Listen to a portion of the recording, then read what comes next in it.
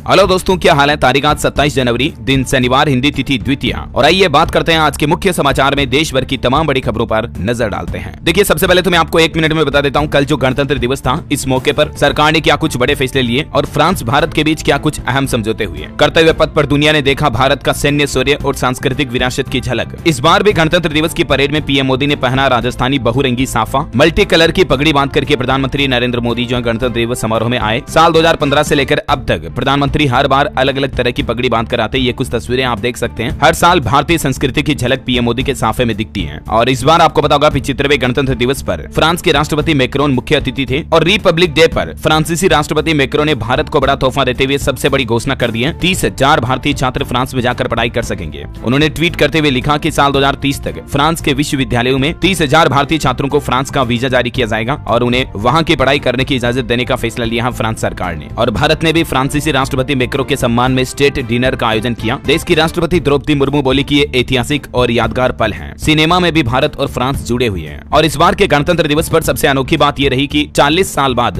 बग्गी में राष्ट्रपति ने सवारी की। फ्रेंच प्रेसिडेंट एम्यूनियल मैक्रों के साथ देश की राष्ट्रपति द्रौपदी मुर्मू बग्गी में बैठी। और ये जो बग्गी वाली प्रथा है ना, ये भारत पाकिस्तान जब अलग हुआ था तब पाकिस्तान से टॉस जीतकर भारत को ये बग्गी मिली थी। 1947 में आजादी के बाद जब अंग्रेजों के इस रिवाज को किस देश के साथ रखा जाएगा, इस बात को लेकर भारत पाकिस्तान के बीच दोनों देशों ने अपना दावा ठोका तो टॉस हुआ जिसमें भारत ने जीत हासिल की थी। तो ये सालों बाद वापस बग्गी प्रथा में नजर आई। और इस बार आपको भी पता होगा दोस्तों, गणतंत्र दिवस पर महिला सशक्तिकरण पर खास फोकस रखा गया। कर्तव्य पथ पर दिखा देश की असाधारण नारी शक्ति का प्रदर्शन। राष्ट्रपति द्रौपदी मुर्मू और पीएम मोदी ने भी सराहना की। 100 महिलाओं ने पारंपरिक वाद्य यंत्र बजाकर परेड शुरू की। ट्राई सर्विस कंटीजेंट में सिर्फ महिलाएं ही शामिल हुई है ना। तो ये कुछ खास बातें थी इस बार के गणतंत्र दिवस की। और वहीं 16 राज्यों की अलग अलग झांकियों में भारत के इतिहास के साथ भविष्य की झलक भी दिखाई दी। ये तस्वीरें आप देख सकते हैं 75वें गणतंत्र दिवस की कुछ। भारत ने अपनी शक्ति का भी प्रदर्शन किया। 900 किलोमीटर प्रति घंटे की रफ्तार से उड़ा राफेल, सुखोई ने भी दिखाया दम। दुनिया ने देखा कि आज भारत किसी से नहीं है कम। ये देख सकते हैं तस्वीरें आप गणतंत्र दिवस पर आसमान में दिखे सुखोई और राफेल के फॉर्मेशन। पहली बार ट्राई सर्विस कंटीजेंट को महिला अफसरों ने लीड किया। यूपी की झांकी में रामलला भी दिखाई दिए। कर्तव्य पथ पर दिखे अयोध्या के रामलला। इसरो की झांकी में चंद्रयान 3 की सॉफ्ट लैंडिंग भी नजर आई। तो कुछ यूं सिलसिला रहा गणतंत्र दिवस की झांकियों का।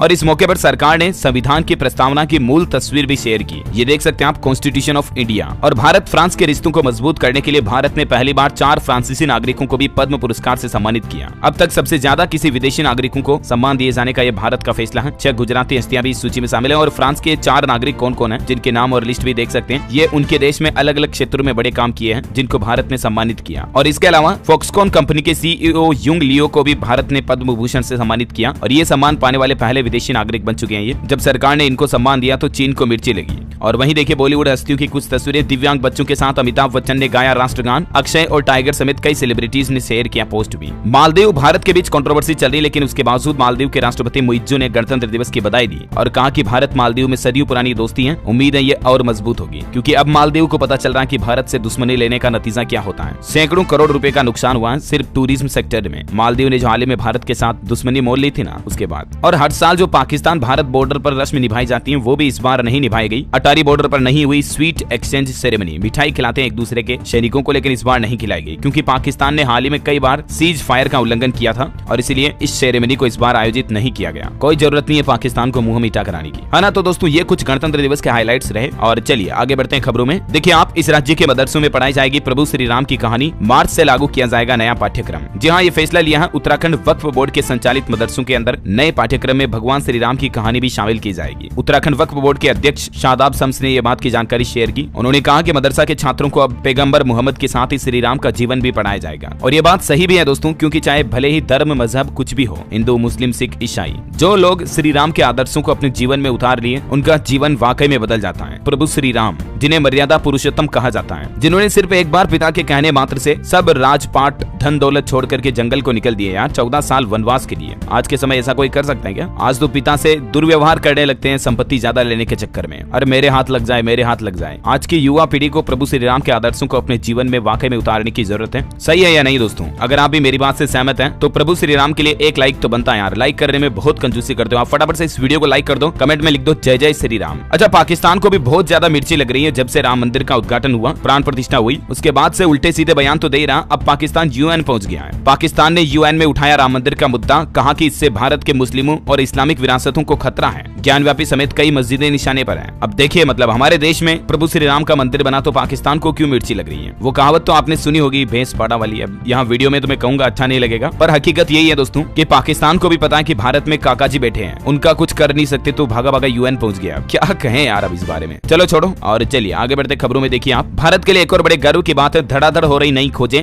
10 महीने में ही 75,000 पेटेंट का रिकॉर्ड हासिल किया भारत ने। केंद्रीय मंत्री ने खुद इस बात की जानकारी दी है। हमारे देश के जो वाणिज्य मंत्री हैं पीयूष गोयल, उन्होंने बताया कि भारतीय पेटेंट ऑफिस ने पिछले 10 महीनों में रिकॉर्ड तौर 75,000 पेटेंट को मंजूरी दी है। ये है इंडिया का स्किल। चलिए खबर देखिए आप, बोइंग 737 मैक्स एयरक्राफ्ट के प्रोडक्शन पर रोक लगा दी है FAA कंपनी ने, और इस फैसले से भारतीय एयरलाइंस के 527 विमानों की डिलीवरी भी लेट होने की आशंका है। खबर है यूनिकॉर्न बनने वाला भारत का पहला AI स्टार्टअप बना कृत्रिम। ओला इलेक्ट्रिक के फाउंडर भावेश अग्रवाल की ही कंपनी है। डेटा सेंटर और सुपर कंप्यूटर भी बनाएगी ये कंपनी। उनका ये दूसरा स्टार्टअप भी यूनिकॉर्न बन चुका है। इसकी वैल्यूएशन $1 बिलियन यानी कि लगभग 11,000 करोड़ से भी ज्यादा हो गई है। और मार्केट से एक और बड़ी खबर देखिए आप, HDFC बैंक में 9.99% ऑलमोस्ट 10% हिस्सेदारी खरीद सकेगी LIC। डील के लिए भारतीय रिजर्व बैंक से मिली मंजूरी, 1 साल का समय भी दिया गया। और पॉलिटिक्स से बड़ी खबर देखिए, RJD विधायकों की राज्यपाल के सामने परेड की तैयारी। अखिलेश का दावा है कि नीतीश NDA में नहीं जाएंगे। JP नड्डा और गृह मंत्री अमित शाह ने बिहार प्रभारी के साथ बैठक भी की। बिहार में जो सियासी संकट है वो गहराता जा रहा। हालांकि रिपोर्ट तो यही है कि बिहार के मुख्यमंत्री नीतीश कुमार ही वापस शपथ लेंगे एक बार फिर। और वहीं मराठा आरक्षण पर भी बड़ी खबर आ रही। शिंदे सरकार ने अध्यादेश का ड्राफ्ट जरांगे को भेजा। मराठा आरक्षण समर्थकों ने शनिवार सुबह 11 बजे तक का अल्टीमेटम दिया था। आखिरकार महाराष्ट्र सरकार मराठाओं के आरक्षण पर बातचीत करने के लिए तैयार हो चुकी है। और जरांगे और मराठा आंदोलन समर्थकों का यह कहना है कि हमारी सभी मांगे एक साथ पूरी नहीं हो सकती हैं, इसलिए एक एक करके सभी मांगों को मनवाएंगे। चलिए दोस्तों अगली बड़ी महत्वपूर्ण खबर है, सरकार एक नया नियम लाने जा रही है ट्रैफिक सिस्टम को लेकर। अब अगर आप पहली बार ट्रैफिक नियम तोड़ते हो, पहली बार गलती करते हो तो जुर्माना नहीं लगेगा, माफी मिलेगी।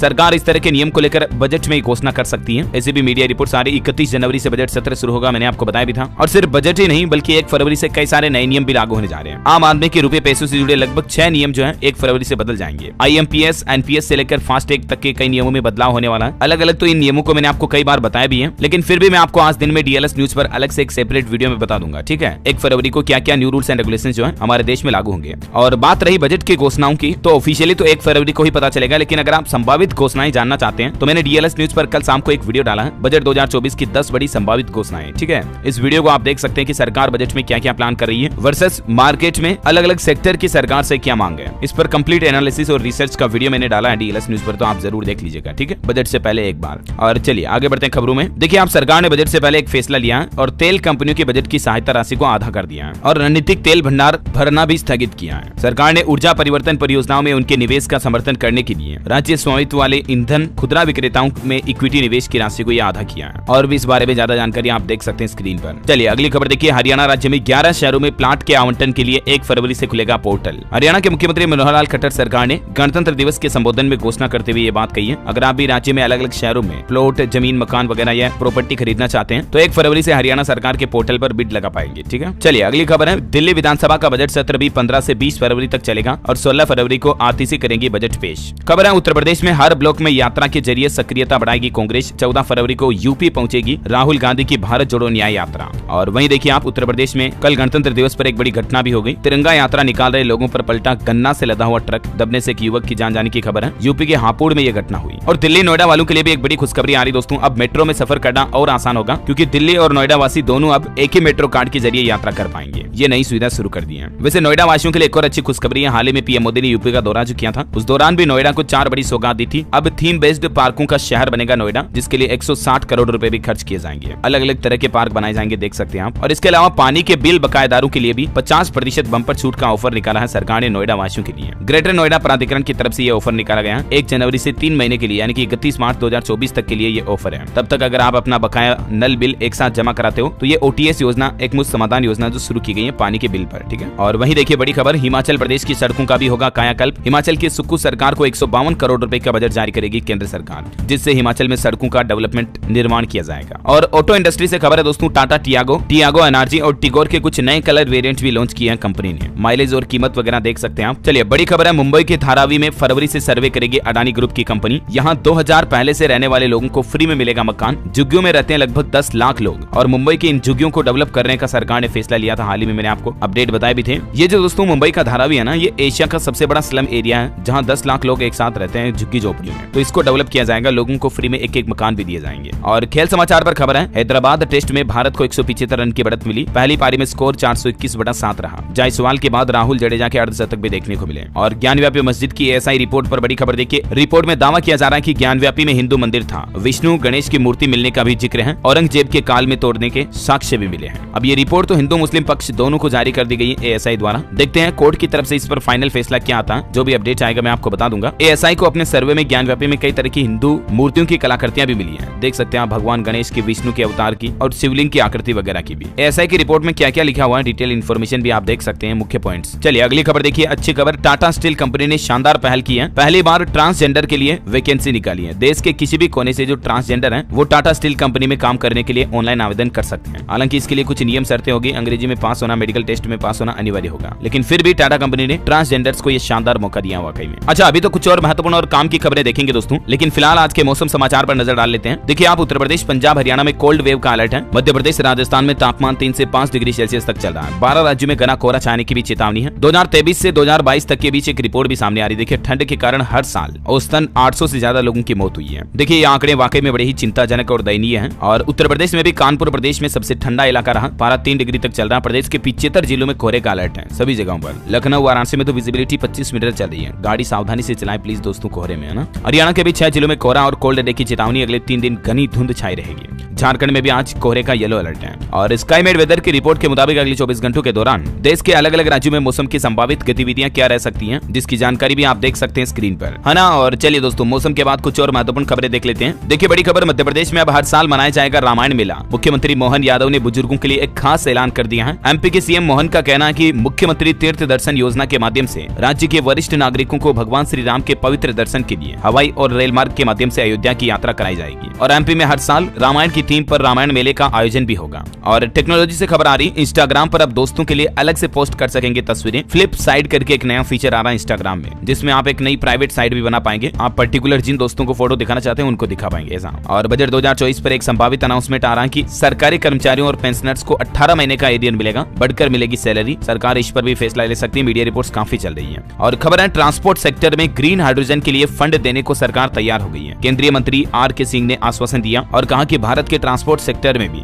ग्रीन हाइड्रोजन के इस्तेमाल को बढ़ावा देने के लिए जल्द ही केंद्र सरकार की तरफ से अतिरिक्त फंड आवंटित किया जाएगा। अच्छी बात यह है कि इससे हमारे देश में ट्रांसपोर्टेशन सस्ता होगा, तो काफी चीजों की कीमतों पर भी असर पड़ता है इसका, महंगाई थोड़ी कम होगी इससे, है ना। दिल्ली की जनता को भी दिल्ली की केजरीवाल सरकार ने तोहफा दिया। मार्च तक दौड़ने लगेंगी प्रीमियम एग्रीगेटर स्कीम की बसें, जिससे दिल्ली के लोगों को प्रीमियम क्वालिटी की बसों में आरामदायक तरीके से सफर करने की सुविधा मिलेगी। अच्छा, और देखिए हरियाणा सरकार ने भी गणतंत्र दिवस पर एक फैसला लिया। सजा काट रहे अपराधियों को तोहफा दिया। इन कैदियों को 2 महीने की सजा माफ कर दी है। जिन कैदियों को आजीवन कारावास या 10 साल से ज्यादा की सजा सुनाई हुई है उन्हें 60 दिन, और जिन अपराधियों को 5 या 10 साल तक की सजा सुनाई गई है उन्हें 45 दिन की छुट्टी दी जाएगी, जैसे पेरोल वगैरह दी जाती ना वैसे ही। और वैसे हरियाणा की बात हो ही रही तो आपको बता दूं, राम रहीम की पेरोल को भी सरकार ने 10 दिन बढ़ा दिया। गणतंत्र दिवस पर हरियाणा सरकार की स्पेशल छूट का फायदा राम रहीम को भी मिलेगा। 60 दिन और जेल से बाहर रहेगा बाबा। और हरियाणा के गुरुग्राम में हाल ही में आपको बताऊंगा एक मॉडल दिव्या पाहुजा की जो हत्या कर दी गई थी, उसका 7वां कातिल भी गिरफ्तार हो चुका है। हरियाणा की गुरुग्राम पुलिस ने राजस्थान जयपुर से पकड़ा इस अपराधी को। चलिए अगली खबर देखिए। उत्तराखंड की पुष्कर सिंह धामी सरकार ने यूनिफॉर्म सिविल कोड पर बड़ा फैसला लेने की तैयारी शुरू कर दी है। अयोध्या का दौरा भी फिलहाल उन्होंने रद्द कर दिया है। खबर है कि यूसीसी ड्राफ्टिंग कमेटी 2 फरवरी को सीएम को ये रिपोर्ट सौंप सकती है। और बड़ी खबर देखिए, उत्तर प्रदेश में मार्च के बाद मिलेगा प्रो पुअर टूरिज्म डेवलपमेंट योजना का लाभ। करोड़ों रुपए की लागत से इसका निर्माण हो रहा है। आखिर क्या है ये योजना समझिए। अंतर्राष्ट्रीय पर्यटक केंद्र कुशीनगर में पर्यटक विश्व बैंक की सहायता से चल रहे pro poor tourism development project का लाभ उत्तर प्रदेश वासियों को मार्च से ही मिलना शुरू हो जाएगा। इस प्रोजेक्ट के तहत 16 करोड़ रुपए की लागत से अलग अलग डेवलपमेंट किए जा रहे हैं, जैसे बुद्ध उपवन का सुंदरीकरण वगैरह वगैरह, जानकारी देख सकते हैं आप। और वहीं देखिए सरकार ने किसानों को भी बड़ा तोहफा दिया है। अन्नदाता को भी मिलेगी Rewari Palanpur truck on train service का फायदा। जी हाँ, किसान और छोटे कारोबारी अब dedicated freight corridor corporation of India limited DFCCIL द्वारा पेश की गई ये ट्रक ऑन ट्रेन सेवा का उपयोग करके अपना माल गुजरात के पालनपुर तक पहुंचा सकते हैं। ये सेवा मतलब अब किसान भाई लोगों के लिए भी शुरू कर दी है। इस योजना को पहले शुरू किया था दुग्ध परिवहन वगैरह के लिए, है ना। और खबर देखिए आप, हाईकोर्ट का बड़ा फैसला झारखंड हाईकोर्ट ने सुनाया। पिता का स्थान स्वर्ग से भी ऊंचा होता है। हाईकोर्ट ने बेटे को बुजुर्ग पिता को गुजारा भत्ता देने का आदेश भी दिया। देखिए आजकल की औलादों को जो अपने माँ बाप की सेवा नहीं करते, उन्हें खर्चा पानी हर्जाना नहीं दे रहे, जिन्होंने बेटे को पाल पोस कर इतना बड़ा किया, पैरों पर खड़ा किया, ये दुनिया दिखाई, उनको भूल जाते हैं बेटे। चुल्लू पर पानी में डूबकर मरना चाहिए ऐसी औलादों को। तो एक ऐसा ही केस झारखंड हाईकोर्ट के अंदर पहुंचा, जिसमें अहम फैसला सुनाया हाईकोर्ट ने। बेटे को अपने बुजुर्ग पिता के लिए गुजारा भत्ता देना पड़ेगा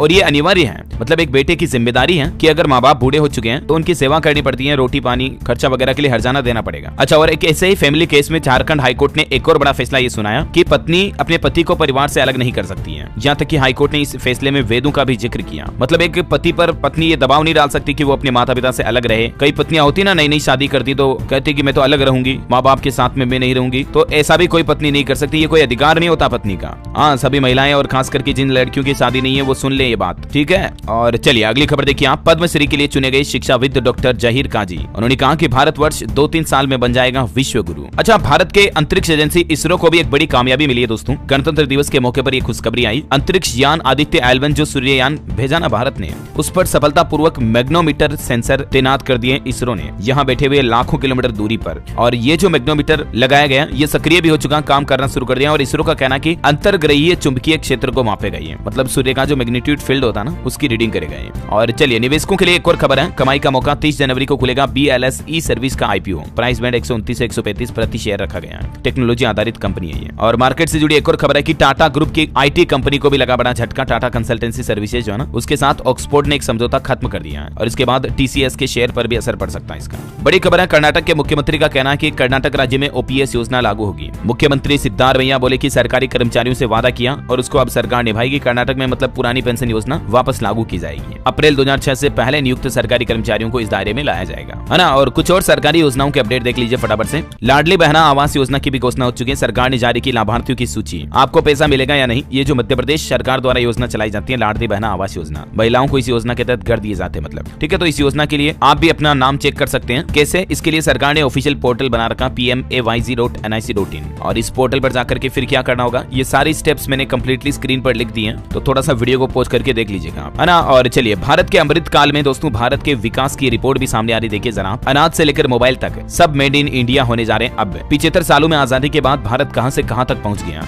ये प्रेजेंटेशन में आप देख सकते हैं थोड़ी कि भारत ने पिछले कुछ सालों में कितनी बड़ी बड़ी उपलब्धियां हासिल की हैं। आज यहाँ है हमारा भारत। गर्व होता है कि इंडिया तरक्की कर रहा है। और बड़ी खबर है, सुप्रीम कोर्ट के निर्देश पर राष्ट्रीय आयुर्विज्ञान आयोग ने गठित की समिति पहला आदेश भी जारी किया। NMC यानी कि नेशनल मेडिकल कमीशन ने MBBS परीक्षा के बाद नेक्स्ट परीक्षा के आयोजन को लेकर जो आपत्ति एवं सुझाव मांगे हैं उसको लेकर अब कमेटी का गठन भी हो चुका है। और वैसे हाल ही में आपको पता होगा मेडिकल सेक्टर को लेकर सरकार ने एक नया नियम भी जारी किया था। बीमा पॉलिसी धारकों को अब सभी अस्पतालों में केसलेस इलाज मिलेगा। केसलेस एवरीवेयर पहल की शुरुआत की है सरकार ने। हर हेल्थ इंश्योरेंस पॉलिसी पर अब आपको केसलेस इलाज करने की फैसिलिटी मिलेगी सभी अस्पतालों में, प्राइवेट हो या सरकारी। चलिए खबर देखिए यहाँ पर, राजस्थान के जोधपुर से भी सुखोई ने आसमान में दिखाई कलाबाजी। स्वदेशी लाइट कॉम्बैट प्रचंड ने 3 रुद्र हेलीकॉप्टर के साथ बनाई फॉर्मेशन भी। और ये हरियाणा फरीदाबाद की झांकी देखिए जरा, हर्षोल्लास के साथ मनाया गया गणतंत्र दिवस। राम मंदिर की झांकी निकाली गई। हरियाणा के हिसार में किसानों ने ट्रैक्टर मार्च भी किया गणतंत्र दिवस के मौके पर। फसल बीमा क्लेम को लेकर लघु सचिवालय में पक्का मोर्चा भी निकाला किसानों ने। और आज चंडीगढ़ भी आएंगे किसान भाई लोग, यहाँ कुछ करेंगे, ट्रैक्टर रैली निकालेंगे। कुछ तस्वीरें आप देख सकते हैं हरियाणा हिसार के बाद रोहतक वगैरह में भी। 13 तारीख को दिल्ली कूच करेंगे। 13 फरवरी को संयुक्त किसान मोर्चा ने ये भी चेतावनी दी है। चलिए बड़ी खबर देखिए, पंजाब में अब बैंकिंग, इंश्योरेंस, फूड प्रोसेसिंग की पढ़ाई भी करेंगे स्टूडेंट। 74 स्कूलों में 82 लैब बनाने को मंजूरी मिली और इसी साल से स्टूडेंट इन अलग अलग यूनिक कोर्सेज में एडमिशन ले पाएंगे। जैसे स्कूलों में अब banking, insurance, beauty, wellness, retail, tourism, food processing, agriculture, IT, physical education जैसे रियल लाइफ बिजनेस से जुड़े कोर्सेज भी सिखाए जाएंगे। ये वाकई में बहुत ही अच्छी पहल शुरू कर रही है पंजाब सरकार। केंद्र सरकार की तरफ से मंजूर स्कूलों में ये लैब स्थापित किए जाएंगे, है ना। अच्छा, राम मंदिर के खर्चे पर भी एक रिपोर्ट आ रही है दोस्तों। अब तक राम मंदिर पर 1800 करोड़ रुपए खर्च हुए हैं और 2000 करोड़ रुपए अभी और लगेंगे। दिसंबर तक मुख्य मंदिर बन जाएगा, फिर अगले साल के आखिर में पूरा होगा प्रोजेक्ट। 2025 एंड तक कंप्लीट बनेगा मतलब। अच्छा, और घर बैठे दर्शन कर लीजिए रामलला की श्रृंगार आरती की ये तस्वीरें भी आप देख सकते हैं। हल्के बादामी परिधान में वैजयंती माला पहने रामलला को देखकर भक्त हुए मंत्रमुग्ध। और भक्तों की भीड़ को देखते हुए राम मंदिर ट्रस्ट ने समय भी बदल दिया। मैंने आपको बताया था ना कल ही, आरती वगैरह और रामलला के दर्शन की टाइमिंग में ये बदलाव किया गया। अब ये आरती कब कब होगी जिसकी डिटेल भी आप देख सकते हैं। और वहीं देखिए दोस्तों, पश्चिम बंगाल के मायापुर में भी कृष्ण की लीला नगरी बन रही है। 10 देशों के 10,000 से ज्यादा एक्सपर्ट, 8,000 करोड़ में बन रहा टेम्पल ऑफ वैदिक प्लेनेटोरियम। इसकी भव्य तस्वीरें भी आप देख सकते हैं। प्रभु श्री राम के बाद अब बारी श्री कृष्ण की है और इनके लिए 750 एकड़ में दुनिया का सबसे बड़ा और सबसे अद्भुत मंदिर तैयार हो रहा है। इसे कोलकाता से 130 किलोमीटर दूर नादिया जिले के मायापुर में इस्कॉन मुख्यालय में बनाया जा रहा है और ये दुनिया का सबसे भव्य कृष्ण मंदिर बनेगा हमारे देश में। और स्वामी राम भद्राचार्य ने भी कहा कि जब तक कृष्ण जन्मभूमि नहीं मिलेगी मथुरा में, तब तक वो किसी कृष्ण मंदिर में नहीं जाएंगे। वो बोले कि हमें काशी विश्वनाथ चाहिए और मथुरा में श्री कृष्ण जन्मभूमि चाहिए। चलिए अगली खबर देखिए दोस्तों, भारतीय वकील को freedom of the city of London पुरस्कार से सम्मानित किया गया। भारत में जन्मे ये मशहूर वकील ने ये सम्मान पाया है। और एक बड़ी चौंकाने वाली खबर आ रही है कि वैज्ञानिकों ने लगातार दूसरे साल डूम्सडे क्लॉक को आधी रात के समय पर तय किया है, यानी 12 बजने से 90 सेकंड पहले पर सेट किया है। इस घड़ी में 12 बजते ही धरती पर यह तय हो जाएगा कि इंसानों के रहने लायक अब धरती नहीं बची है, फिर चाहे वो परमाणु हमलों से हो या कोई प्राकृतिक महाविनाश हो। इसी साल 2023 में रूस यूक्रेन युद्ध की वजह से महाविनाश में सिर्फ 90 सेकंड बचे थे और इस घड़ी को अभी भी इजराइल, हमास वगैरह और कई देशों में जो जंग चल रही है, इसलिए वही समय पर सेट किया गया है। डूम्सडे क्लॉक के बारे में आपने सुना होगा, नहीं तो यूट्यूब पर सर्च करना। ये दुनिया भर की एक ग्लोबल क्लॉक है जिसको दुनिया में चल रही गतिविधियों के आधार पर हर साल समय सेट किया जाता है। और खबर है दोस्तों, चिरंजीवी को पद्म विभूषण तो मिथुन चक्रवर्ती को मिला पद्मश्री सम्मान। पद्म अवार्ड से नवाजे गए कई सारे सितारे। और खबर देखिए, आईपीओ लाने से पहले लागत में कटौती करने के लिए 400 कर्मचारियों की छटनी करेगी स्विगी कंपनी, ऐसे भी रिपोर्ट सामने आ रही है। माइक्रोसॉफ्ट कंपनी भी 1900 कर्मचारियों को नौकरी से निकालेगी, है ना। और इसी के साथ ही अंत में आज के राशिफल पर नजर डाल लेते हैं। देखिए आप, मेष राशि वाले लोगों को आज बिजनेस में उपलब्धि मिलेगी। कुंभ राशि के लोगों को प्रॉपर्टी में फायदा मिलने के योग दिख रहे हैं। सिंह राशि के लोग परिवार के खिलाफ जाकर कोई निर्णय ना ले। धनु राशि के लोगों को तनाव से बचना चाहिए। तुला राशि के लोग किसी के साथ बातचीत करते समय पारदर्शिता बनाए रखें तो लाभ होगा। ओके दोस्तों, तो इसी कड़ी में आज दिन भर की तमाम बड़ी खबरें, मुख्य समाचार का अपडेट वीडियो यहीं समाप्त होता है। और हाँ, आप मुझे कमेंट करके बताइए कि गणतंत्र दिवस पर फ्रांस भारत में अब तक कितनी बार मुख्य अतिथि के तौर पर रह चुका है। कमेंट करके बताइए। सही जवाब देने वाले लोगों को रैंडमली सेलेक्ट होने पर डीएलएस न्यूज टीम की तरफ से एक शानदार सरप्राइज गिफ्ट जीतने का मौका मिलेगा। और इसी के साथ ही अगर आपको वीडियो अच्छा लगा तो इसे लाइक करना, शेयर भी करना। डीएलएस न्यूज चैनल को सब्सक्राइब करके बेल आइकन जरूर दबा देना, रोजाना ऐसी इन्फॉर्मेटिव काम की खबरें देखते रहने के लिए। जय हिंद, जय भारत, वंदे मातरम, जय श्री राम।